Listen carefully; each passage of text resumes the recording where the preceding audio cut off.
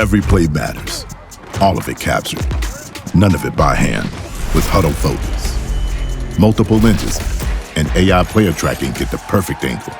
With one-time installation, just mount it, set it, forget it. Instant uploads. Automatic or on-the-fly recording with the Focus app. Scoreboard overlay. And live streaming. Because nothing gets by the eye in the sky.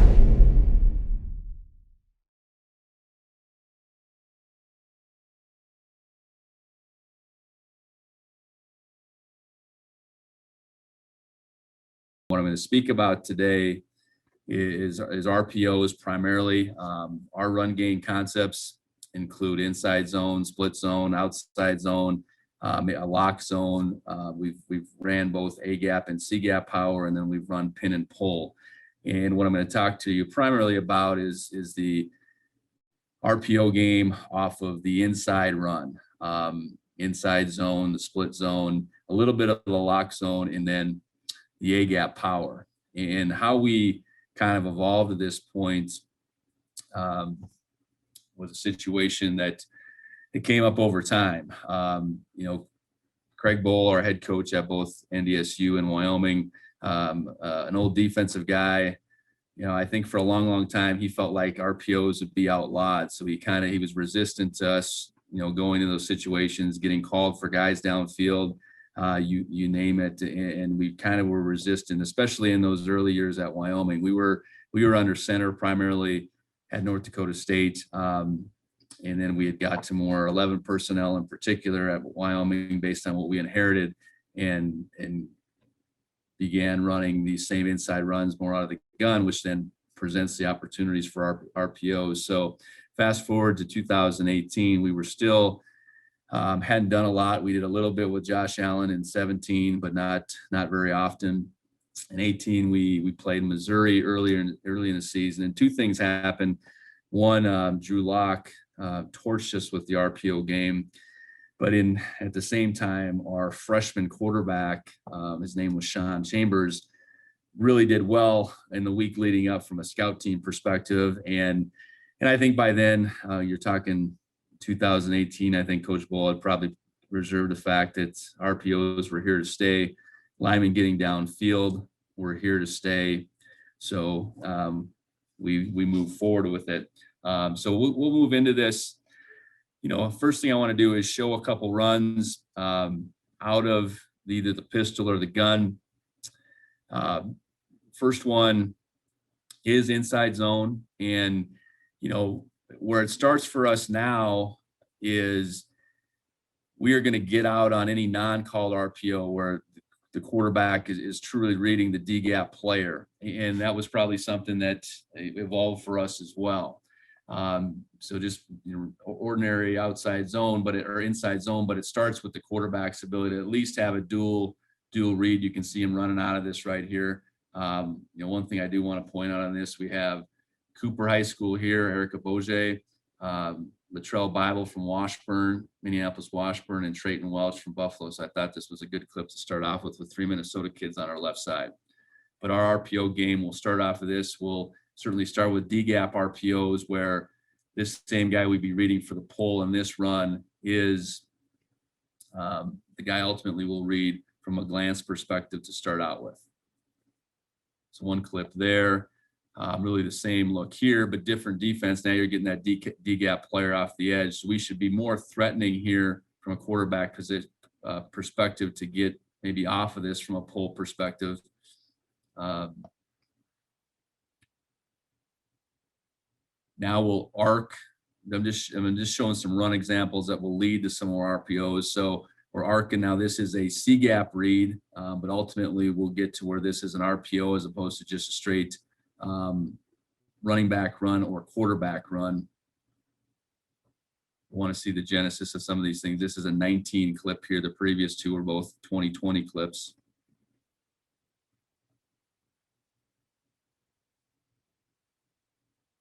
Now we're going to swipe. So split zone. Again, you'll see the genesis of this. This really becomes this outside gap where the E-gap player would be our backside read from a pull perspective.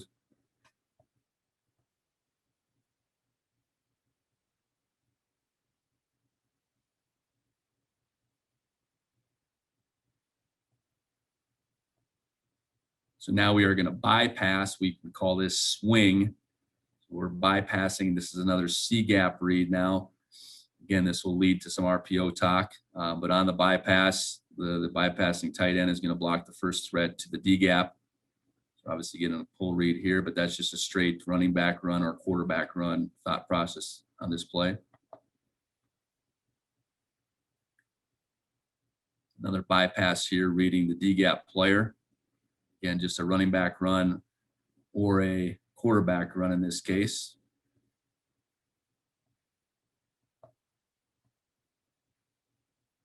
Now we've blended both the arc and the swing, but a C gap run here. Again, which can lead to an RPO thought.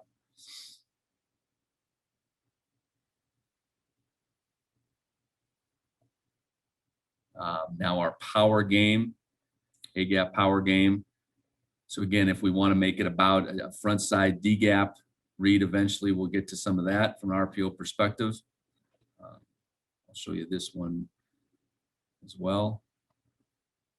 But just starting out from a quarterback perspective, I'm in a run situation on all these gun runs or pistol runs where it's either a running back run or I have the ability to pull it out the backside on the zone plays or the front side on these power plays. So RPOs, the thought, first off, things we like.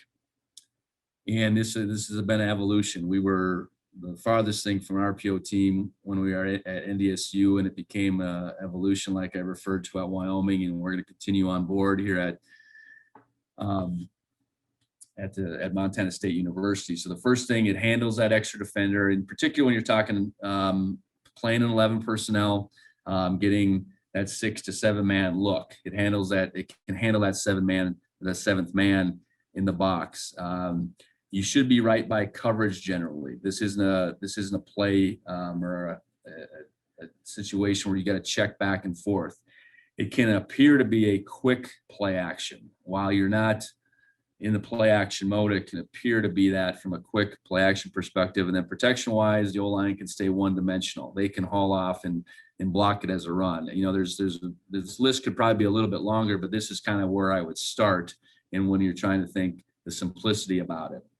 So RPOs from a D-gap perspective are the first thing I'm going to talk about, both from an inside zone and from a power perspective. So we're talking a glance concept first off, with near side glance on inside zone. So drawing wise here, obviously a simple 2x2, 11 personnel drawing here, but we're talking reading the defender in this D gap. So from a zone perspective, it's the backside of inside zone that's going left. From a power perspective, it's the front side D gap defender from a near side from a power perspective.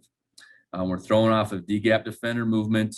We like versus an off cornerback. I think the things that we talk about is I need to understand corner leverage for this glance. I have to understand the single safeties or near safeties depth and width. So by depth and width, if we're talking a single safety, the deeper he is, the less factor he is. The more shallow he is, the more he can drive on it. Now, what's his width when you're talking the formation? So get to some clips here, and we'll start out with a few practice clips just to spell it out with a few different angles. But we're talking about this defender right here, the D-gap defender. You can see in this picture the safety's clearly deep enough and he's away enough. We're running the glance from a condensed position. Now the safety got out of there a little bit, but he's still plenty deep. So any kind of trigger out of this D-gap defender, I want to throw the glance. And you can see from that condensed position, he can kind of inside out his stem and create plenty of space. And this is that Chambers kid I was referring to. Now he would be in his, this would have been his second fall off of that previous fall when he was a scout team guy leading into that Missouri game. But he was the type of guy that could ride the back enough and get his feet set. There's a bunch of different ways you can teach how to ride the back, and that's got to correspond with your run game obviously, but getting a kid's feet set is the critical thing in getting in that position to throw the football. And from an O-line perspective, they're thinking the ball's being run. They're not thinking any differently based on the fact that there is an RPO attached. Okay, from a game perspective, this is a 19 game at Tulsa. Same call. We're running inside zone to the right. Our D-gap defender is this defender. Now he's looser than that practice clip. So he's got to have a pretty clear trigger from that position. This corner's sitting inside, but he's off enough where Sean feels like we can release that with the Z receiver. So you can see pretty quick active trigger by that D-gap defender, and we can throw that ball almost inside of his ultimate snap alignment. Post-snap alignment, I should say. Not a great snap to work with, but he does get his feet set and gets after it. We actually got a 2 tight end set, so we're talking more who is the E-gap defender. In essence, there isn't one because the safety's rolling away off some Boise clips later, where if there isn't this immediate defender, if we're accounting for these 7 guys with our 7, as long as he rolls away, we should be throwing the football. Now, not a great job inside, and that's, I suppose a risk you run in some of these situations from a protection perspective, but you want to say that ball is going to get out. So you still have to be in position where you're handling things from a run perspective, and we're getting some movement here that I'd like for us to identify it a little bit better. We are getting our feet set and able to make that throw. This would be the clip I'm referring to, Boise in 2020 here. Now we're back to 11. So from a schematic perspective, the way this looks, because we did come out here, essentially the C-gap player is this guy at the line of scrimmage. The safety's deep. We should be throwing this football every day of the week here, and chose not to. Condensed set again. This is one I want to show relative to safety play. And not all these are good. If this safety from a width perspective is in position where he can blow this thing up, I'd rather just hand the ball off and live to fight another day as far as that combination goes. We have, split zone here, but this clip in particular is more about, hey, we need to ID where that safety is. Is he playing? Is he leaning more to the glance? And if they're a fast trigger team, that's not such a good thing. Okay, now we're talking glances on both sides. So how does this play out? So we have our glance, our near side glance here from a C-gap or D-gap perspective read, and we almost have this more as a free access to the front side to an open middle quarters team. So we'll talk about the 2 receiver side as it's the play side in a minute here, but I think this is an option because you get this single high team that wants to play this safety kind of both ways. You have a chance to really take advantage of it in a situation like this. So first off, safety is kind of leaning this way. It's not this open middle opportunity necessarily. So he's going to base this down here off of the D-gap player. So this one against Missouri in 19 now, he goes that way. He felt the safety move enough there to make this all happen and makes a nice tight throw, good catch, receiver gets down. So we like this opportunity at times, because I do think teams that go between playing single high and playing an open look, this gives you opportunities both ways. Again, you get D-gap trigger here, number 20, and we're able to get that done.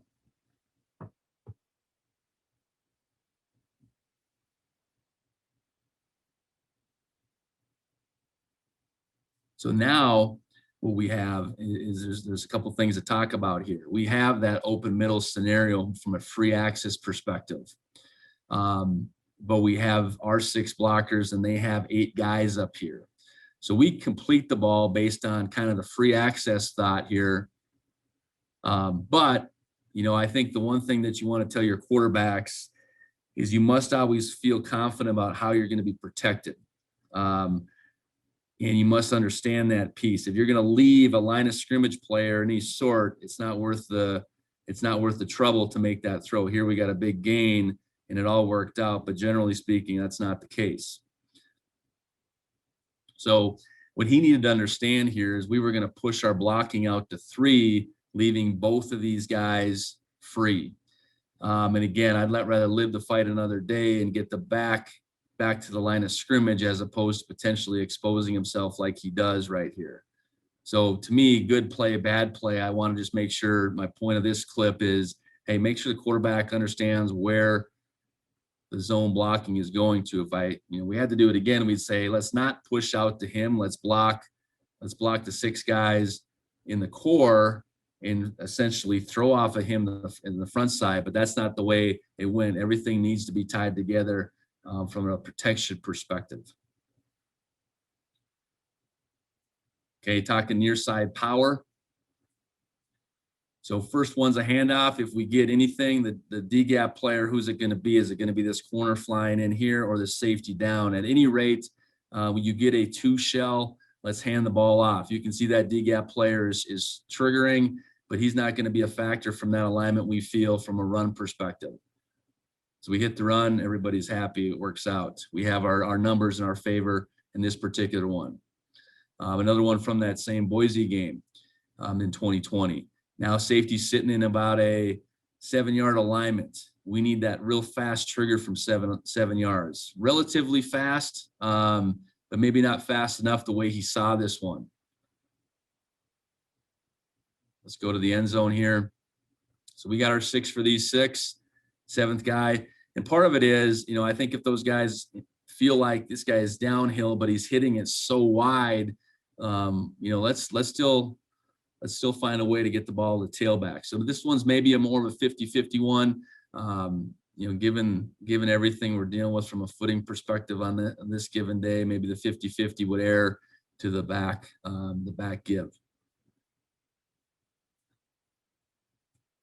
Okay, C-gap player or D-gap player, is here. A couple of things I'd point out again is don't necessarily love this leverage here, but if you feel like your guy can win, let's go after it. Safety is plenty deep here. He's plenty deep. Bang, bang here, but we're catching, getting a couple steps down on the ground as we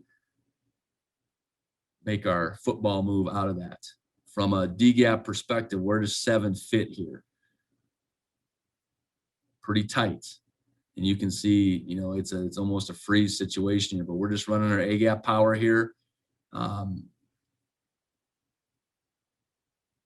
Getting our feet set, making that throw. We want to protect a little bit better off the backside. That hinge maybe doesn't need to be as deep when we talk RPOs.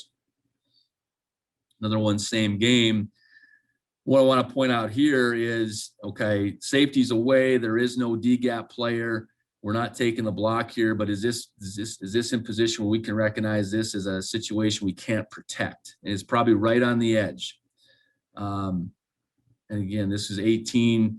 This kid was a true freshman. This was his first start. We primarily went into it with quarterback run and RPOs, and I don't know that he maybe saw the big picture at that point in time, but good play at the end of the day. But this issues I'm pointing out is, where is that unblocked player? At the end of the day, we would prefer to minimize damage if we feel like this guy can get home to hand the ball off.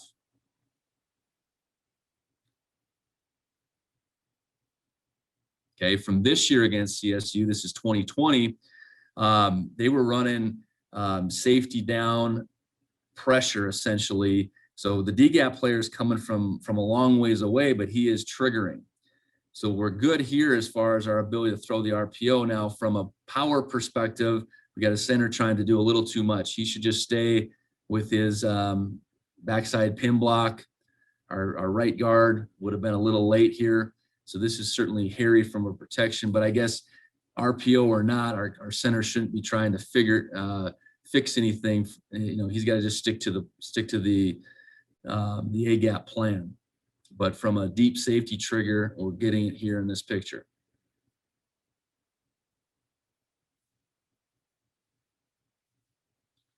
Okay, here's a couple situations that we didn't throw. Again, safety away, we should throw this. There is no immediate D-gap player. We should throw this one. And moving on now, talking about the near side action off of zone where we have a glance, and we call this a chase. So still a D-gap RPO. We're still throwing off the D-gap players' movement. We like this a little bit more, talking middle of field open versus 3-by-1. Certainly middle field close with a high safety that's out of the way, and likely outside leverage, no different than we just kind of saw on the single side. So open middle look here. We're 3-by-1 inside zone to the right. Our D-gap players here. So enough trigger, and we get the ball where we want. If for some reason this guy really presses this and we still get D-gap trigger, that's what we get the ball out to this chase route. Now he should kind of leak back in off the top. He's slow out and leak back in off that chase route. Just chase that space is what we're talking about. He's chasing the open space kind of created by that D-gap player playing in.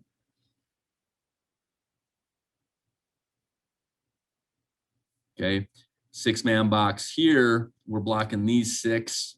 Excuse me, I think we pushed out to here. So our D-gap player is here. It's a little bit different look. We're going 6 for these 6. Now, he's got to feel like he can get in here. And I think based on the release here and then the depth of the safety that can happen. If this defender in this case would have stayed with this, that would have gotten him now to this chase route. It's a little bit different. This is a 3-3 stack team that we were playing in Nevada in 19. But you can see this picture. We are taking our blocking here. And reading our D-gap player here to the backside.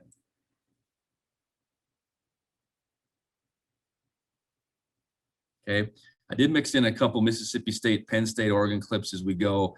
Our coordinator out here was with me at Wyoming in 18. And then he went on to work with Joe Moorhead in at Mississippi State in 19, and then Oregon in 20. And you know, our evolution even at Wyoming was in part, you know, his knowledge of the Joe Moorhead scheme as he went down to those places. And you know, that's, so I will have some clips of all 3 of those schools that Moorhead's been at, but this is just the same thing we're talking about here, just a little bit different look.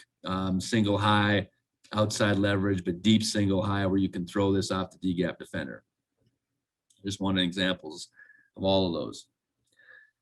So now we're talking split zone. You know, either out of 3-by-1 or 2-by-2 with the same relative thought, but it's, you know, we're getting motion to 2-by-2. Our D-gap defender, you know, in this case is actually this guy off the fallback. So we're single high here. We have leverage that we can win on, or at least we feel like we can. Safety's deep enough away. So a little, certainly a tougher look for this safety. See it from the big angle here where he's seeing split zone. You can see his reaction off of that. Again, our D-gap player off of fallback, and that's a little bit of a game plan deal, is 34. So he's obviously already in there. So ideally we would be throwing the RPO in that case. So we're leaving from a 6-man blocking perspective, we're leaving this guy in this picture. Excuse me, we are leaving, we're leaving him and him, the way we were structuring this. So we're really triggering off of this guy's movement or lack thereof. Again, you can kind of see this as a little bit of free access when you get these quarter, half teams that are heavy down here.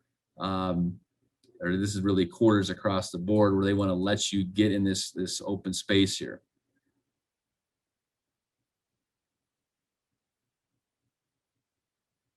Really good with his feet here off the fake, getting his feet set.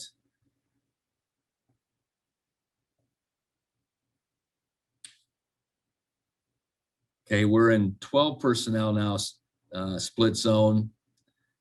You know, and I think this is where if you get 2-over-2, you can kind of see this a little bit as free access even out to this route. Because clearly based on the glance portion, this guy's your D-gap player going this way. Your unblocks are here and here. He's your D-gap, so he's not going to allow you the glance, but they're playing so far off, you can have a little bit of a free access mind out to that chase route. And that's pretty good tempo on the chase route. Want to see him come out of that flat.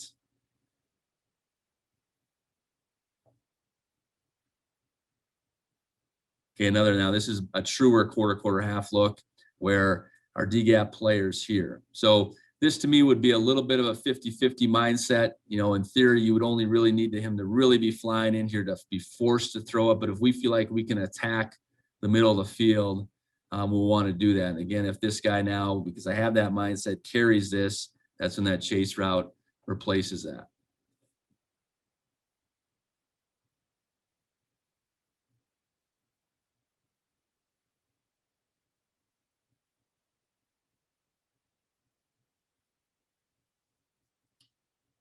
Okay, moving on to a few power clips now with the same two-man surface. So nothing different. D-gap defenders out here, kind of that same thought as the last one. And if we have the ability to get to the open middle, we want to attack that from an aggressive throw mindset. You can have an aggressive handoff mindset or an aggressive throw mindset. And this would be the look we'd be attacking, trying to get the ball in the middle of the field in this particular case. We're talking now backside of power. This is another way to look at it to a two-man surface. So he's really thinking backside D this way. So backside D is this player. So we have two back, 12 personnel, power going to the front side. So our front side C and front side Z or D are taken care of here. But to the backside, this backside D gap player can be a factor. I would say don't throw on this one. Again, we could add, it's the same game. It's 19 Air Force. So we just threw that one.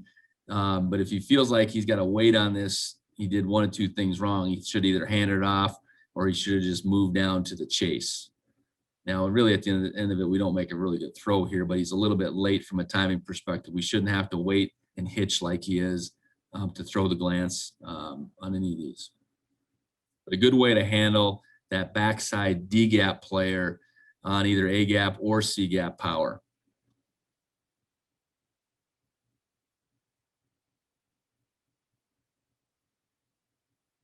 Okay, certainly a changeup is, you know, teams start trying to play the glance with their corner in particular. The corner wants to cheat it.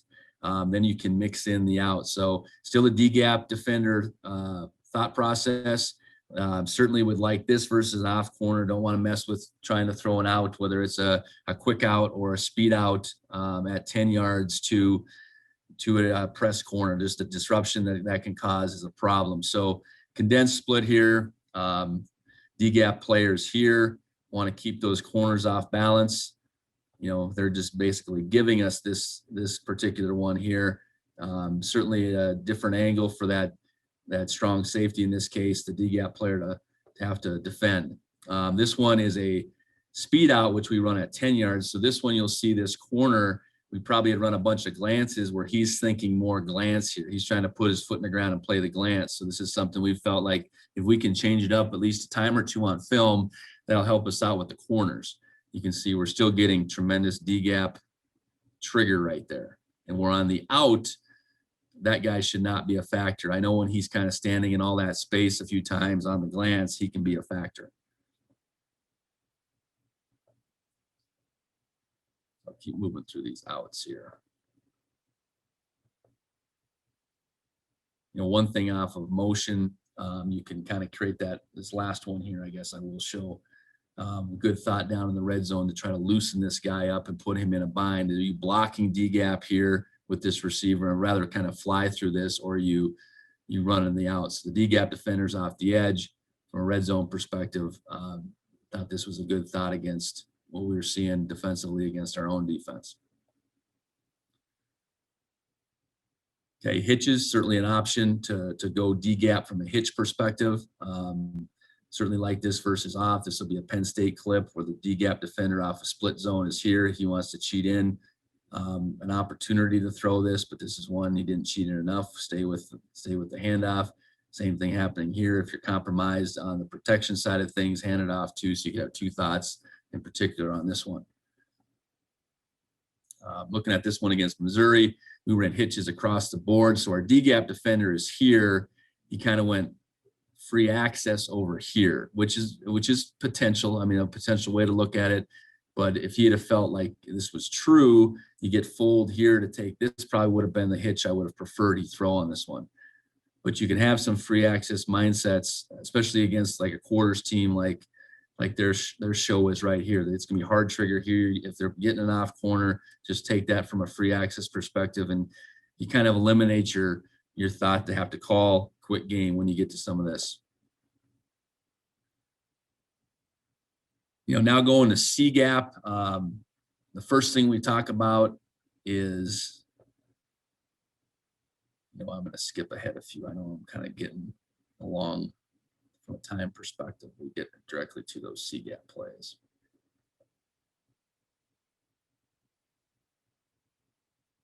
So C gap defender RPOs. First thing off of smokes, we're talking more 6 and 5 man protections or blocking schemes. We're talking mostly near side. The smoke as a one receiver deal is primarily what we're talking about. So C gap pull, secondary support is our pitch read. So kind of true triple option thoughts here. And this is what we didn't get to maybe as much in 2020, just the nature of it at Wyoming, but we were intending on getting to it much more. So talking 3-by-1 here.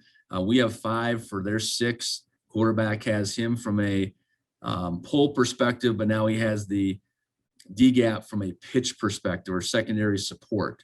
So you can see pulling off of C gap and then ready to still be in throw mode here, which he gets to a little bit late to pitch off of this corner who becomes that secondary support D gap player.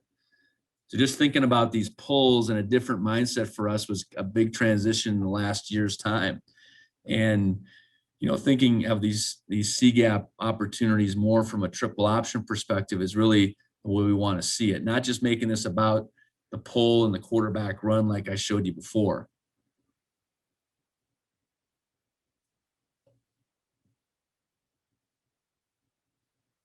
So again, with this 6-man now, but we're still reading out the backside from a C gap perspective. He gets shoulder turn, pull off of him. Now that secondary support becomes the corner. Did a better job on this one, and this is what we would want to teach, of being in that throwing position.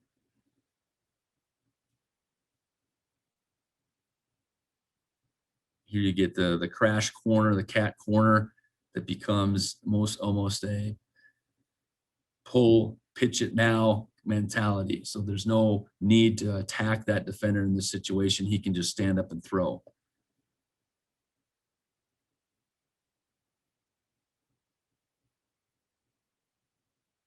A change up to the smoke is to run this as an out, especially get away from this this corner. So this is again is a pull, pitch it now mentality. Moving along to the 2-man and 3-man receiver sides is a little bit more common. So we're still talking relative to this drawing, running the inside zone to the left, reading the C gap defender right for the pull, and then pitching off of secondaries contain. So you're pitching off a D gap essentially here.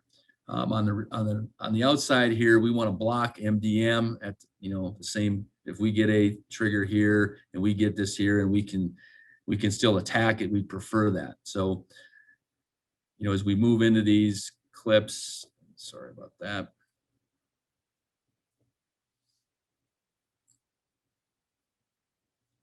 So pulling off of C gap here. So it certainly starts with the ability just to hand it off. It still has to be that mindset of, I still have to feel like I can beat the C gap defender to want to get out and create that next triple option phase. So clearly he's playing out. I want to give the ball.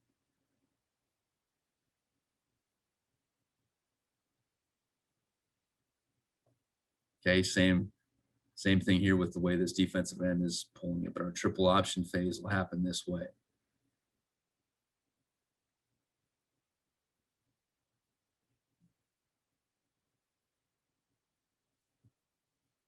Okay, clear pull here now. Want to come out with a little bit more of a throw mindset here. Probably a little quick to tuck. That probably would be ultimately where he'd want to go here. But again, based on who you have at quarterback and who you have at receiver might dictate more of a throw mindset.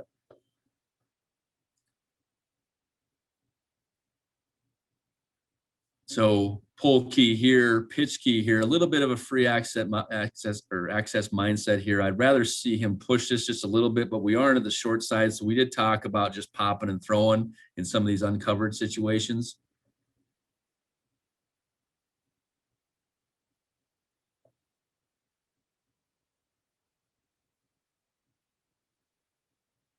Here you get the C-gap pull, and actually the backer pops to create a little bit less attack in this particular situation.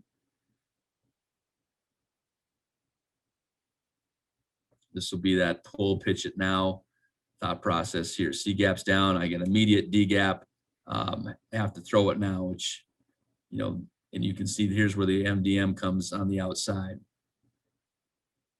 So at least have a chance to make a play on a perimeter and not get killed in the backfield.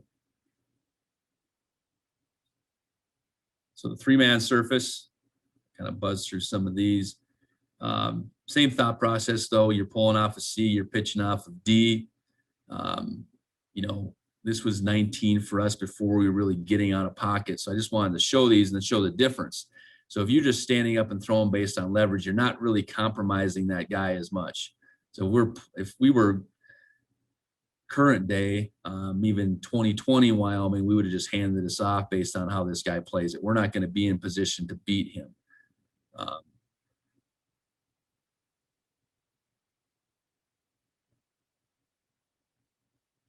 Certainly do it out of bunch set here, pulling off of the defensive end as the C, seeing the stack linebacker as our secondary support.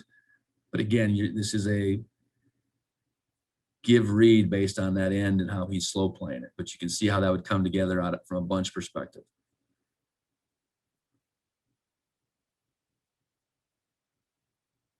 Okay, again, a give here based on the end.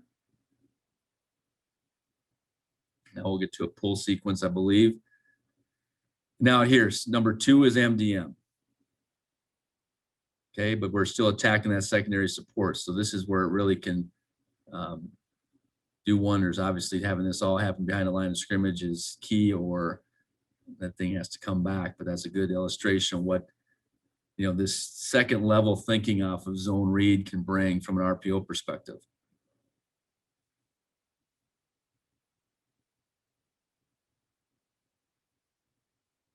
Okay, well, I'll do one more of these and then I want to make sure I hit on 2 more versions here before I'm all finished up. So, you know, pulling off a C, you know, he probably sees this right now, would want to keep him a little bit more in throw mode for at least intersecting the line of scrimmage if he could, to just make sure all 4 of these guys get committed to the pedal route there. And again, based on your athleticism at quarterback and just how you see it from a throw versus pull mode, that's all part of it.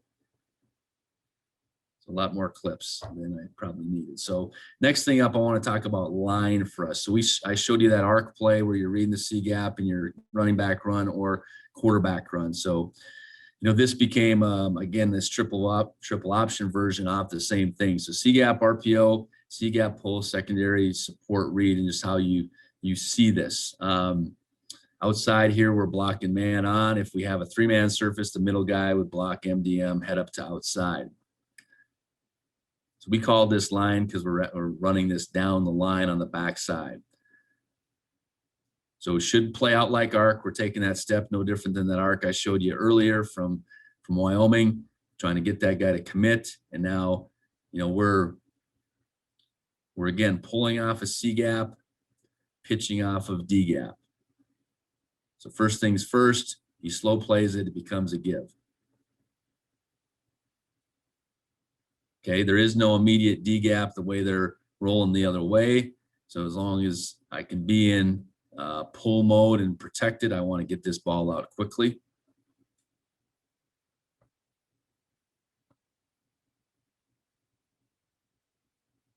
And I could almost free access that if there is no immediate D gap. A couple 3x1s here, different pictures. D gap, C gaps up the field becomes a give.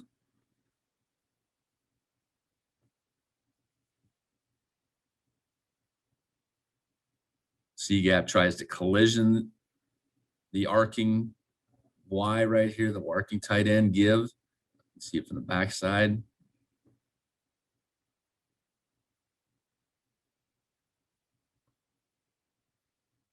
Okay, C gap defender here. Slow plays it, give.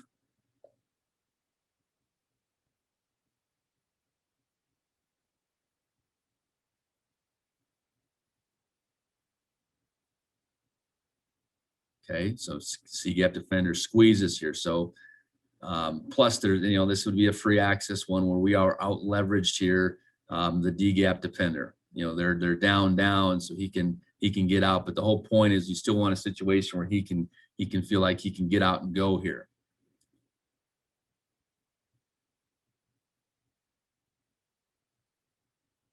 So out of pistol here, that extra commitment at the very end by number 10.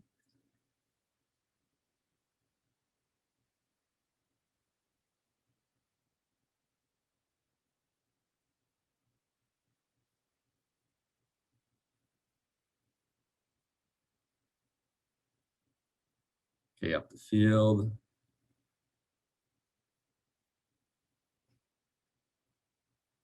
Okay, turns his shoulders. Pull read. Now I'm attacking out here. So 3 for 3, this should turn into quarterback run. Secondary support, or who it would become, has now played that line route.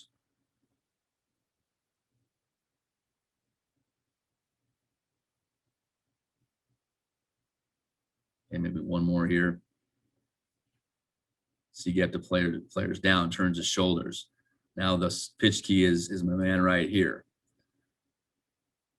So number 2 does a little bit better job on MDM. We'd really be in business, but you can kind of see the triple option phase, I hope, as we've shown these clips.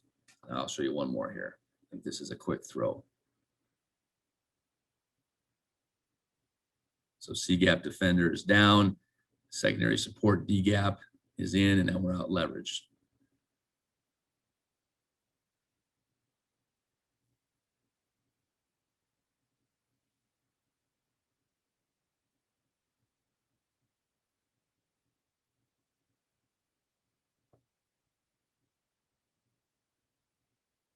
Okay, one alternative now off the D gap is to delay him.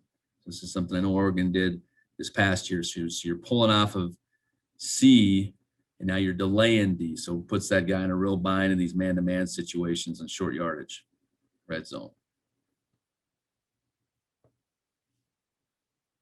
Okay, what I want to get to here before I'm done is the split flow. So off a split flow now, really same idea. So reading C gap to our right, inside zone, split zone to our left, and it's really the same idea for our blockers on the outside. So we called this swine because it was split flow line. So we're going actually to a tight end surface. So essentially we're reading D off of this, pitching off of that next element. So D gap slow plays it, it becomes a give.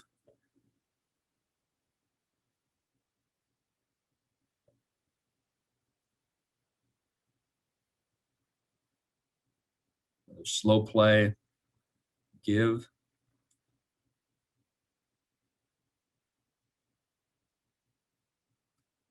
It becomes either you see him as the D or there is no D in this case. We get everything out leveraged. We don't do a great job at number 2 taking care of him, our man on consequence, but we get everything out leveraged. And this was a 3rd and short in this game where defense is obviously committed and really not defending the D gap very well to the backside.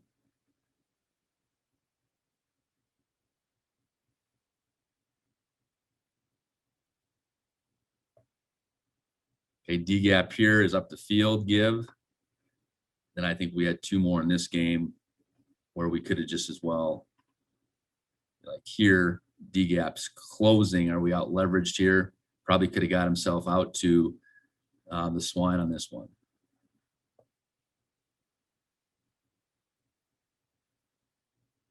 Same thing here, not really a D gap threat. So we could have got ourselves out to the edge here and been better served on the second and short to work out in the perimeter than up the middle.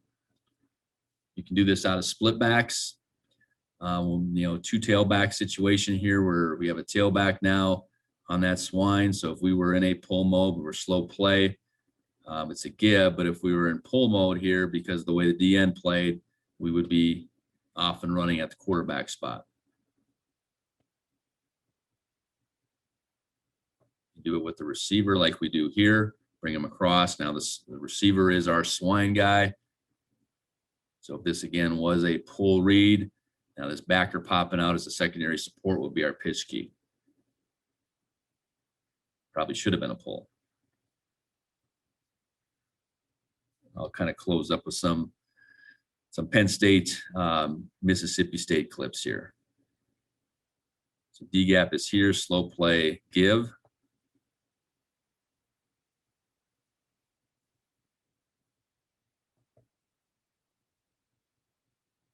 D gap is here. Okay, so situation where he felt like he got squeezed enough here to pull. His shoulder turn. Now D gap player is whoever it becomes. In this case, it's the chasing inside backer, tracking that tight end. Now we're off and running. But have an RPO mindset here. Okay, C gap is here. You have Saquon Barkley in the backfield. I would be probably leaning on the give anytime I could too.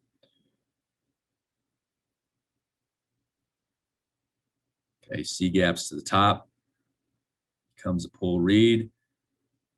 Not an immediate support player in quarters like this, so he can have a quick pitch mindset here.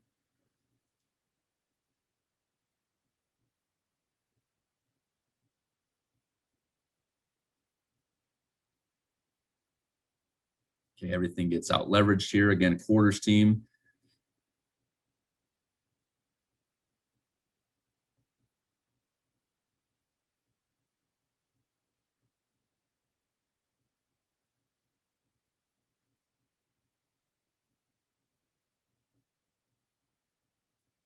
A little bit different ability to out leverage the box here from a split flow as opposed to the same side. Certainly a loose defensive end C gap player, but he does close that space.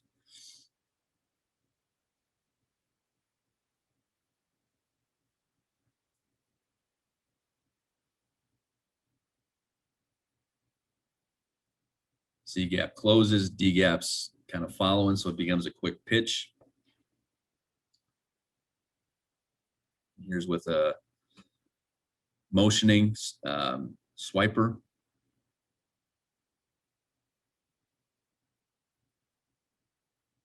So kind of the C and D, he probably could have just as well gave this one. I think they were trying to press the issue with numbers and out leverage situation here. I hope everybody has a chance to learn something. And the biggest thing that I've learned is just how to organize it, how to communicate it with your quarterbacks. I think I've grown quite a bit in the last couple of years. In the RPO, I think from a college perspective, and I would think from a high school perspective, appears that it's here to stay. It's bleeding itself into the NFL now. So having an understanding of it, how to utilize it, both from a play action, but then getting out of pocket perspective is what we've gotten to, both the D gap understanding, reading a D gap defender, and the C gap, and while keeping your O line locked into the same scheme, and probably getting the ball in the tailback's hands every bit as much as you'd want, but eliminating those bad situations where that 7th or 8th defender there is too fast. So I got my information up here, but Twitter and then my email. So feel free to email me with any questions that you might have. I look forward to the days when we can be back out on the road and do some of these things in person, whether it's clinics or obviously getting in the schools from a recruiting perspective. So thanks a lot. Look forward to seeing you all down the road. And Minnesota will continue to be a place that I know at Montana State that we truly value. So thanks a lot.